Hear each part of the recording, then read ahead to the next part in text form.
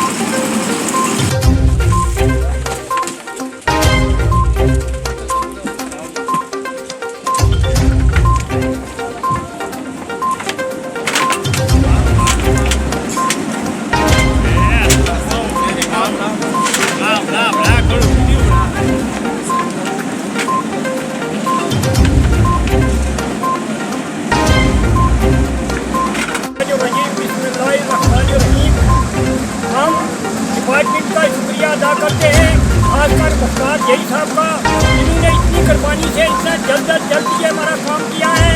और ड्रोन पे काम की तारीफ जितनी की जाए वो कम है। और ठेकेदार हनीफ साहब जो है काबिल तारीफ है, इतनी बड़ी खिदमत की है हमारी और इतना बल्कि इतना जल्दी ये ब्रिज तैयार किया है। हम जितना भी शुक्रिया अदा करें वो कम है। और डिपार्टमेंट ने तो बहुत ज़्यादा हमारे साथ कोऑपरेट किया है और काम पर दिन दुगनी रात दुगनी तरक्की फैलाए हैं और ड्रोन पर काम किया, हम उसकी तारीफ करते हैं। तो आप आगे क्या मैसेज देना चाहते हो? आगे भी ये हमारा ताउन करेंगे और हम इनका ताउन करेंगे और जल्दी हमारी रोड ये तकमील तक पहुँचने के काबिल हो जाएगी।